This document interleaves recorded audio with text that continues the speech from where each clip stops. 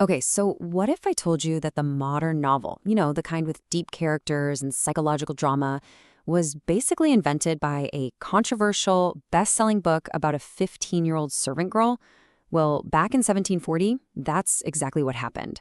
We're going to dive into how one story completely changed the game for literature forever.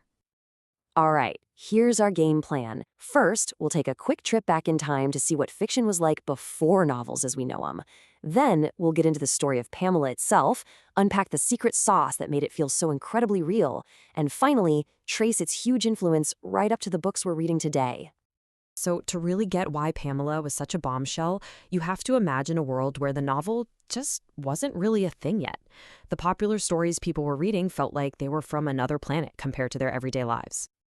Yeah, before 1740, fiction was all about these grand aristocratic romances. You know the type. Knights, ladies, magical quests, all happening in faraway castles. It was pure escapism, totally disconnected from real life. But there was this new rising middle class that was hungry for something they could relate to.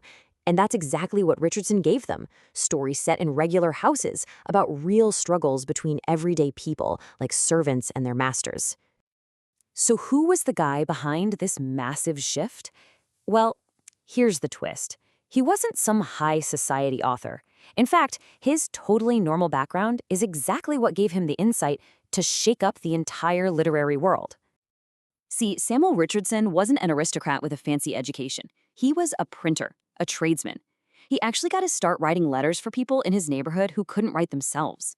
So he understood everyday language and emotion.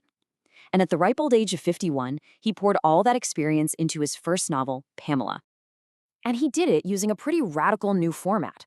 Pamela is an epistolary novel, which is just a fancy way of saying the whole story is told through letters. Now, this wasn't just a gimmick. It created this unbelievable sense of intimacy. You felt like you were secretly reading someone's private mail, getting their unfiltered thoughts in real time. And the idea for the story was just as revolutionary as the format. I mean, think about it. In an age of epic heroes and kings, Richardson writes this blockbuster bestseller about the internal world of a teenage maid. Focusing on the psychology of a normal person, her fears, her moral dilemmas, was something totally new, and people could not get enough of it. Okay, so we know it was a huge hit that got everyone talking. But what is this story actually about? Let's take a quick peek at the plot. So the whole thing plays out like this high-stakes psychological drama. It starts with Pamela, our hero, fending off her boss, Mr. B. When she turns him down, he basically kidnaps her and locks her away at his country house. Her only weapon? A pen. She writes these desperate letters home, documenting everything. But, and here's the virtue rewarded part, her incredible integrity actually changes him, and he ends up proposing a real marriage. The cast of characters is pretty small, but man, they pack a punch. You've got Pamela, the moral heart of the story.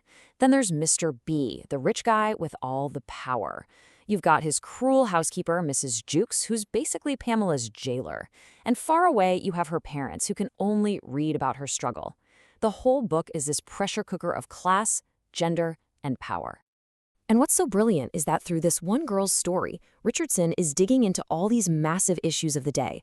Of course, it's about female virtue, but it's also about the giant gap between the rich and the poor, and whether a woman could have any real say in a world totally run by men.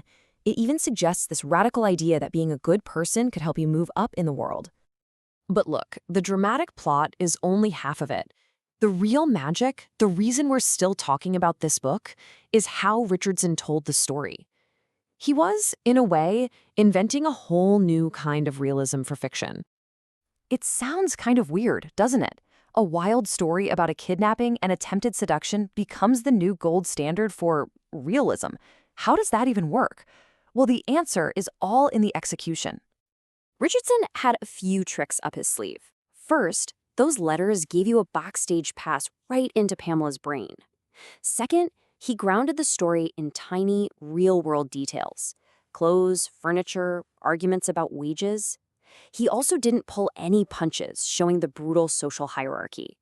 And maybe the most important thing, his characters felt like real people. Mr. B isn't some cartoon villain. He's complicated, and he actually changes over time.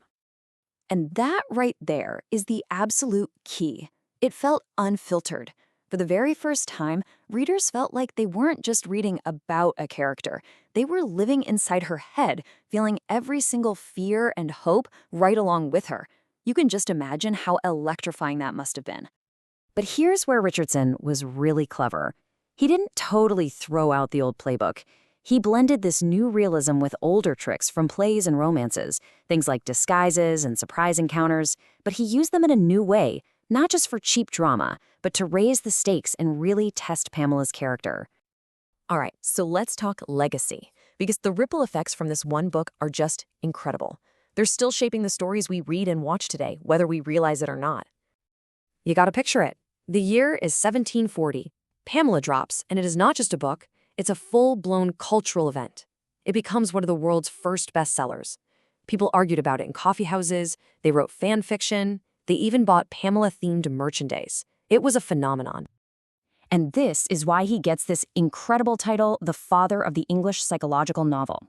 He was the one who really showed everyone that the most exciting, compelling drama doesn't have to be a sword fight.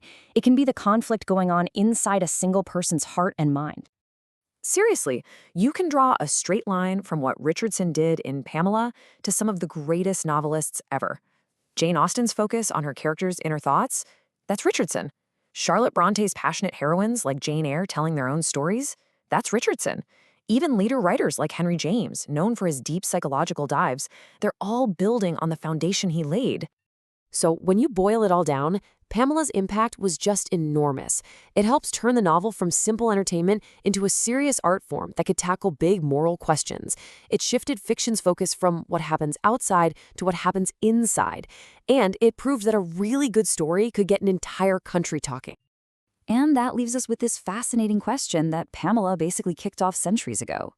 Richardson definitely wrote the book to teach a moral lesson, but in doing so, he accidentally created this incredibly powerful new kind of art. It makes you wonder, right? Where's the line between a message and a masterpiece? And does a great story ever have to choose?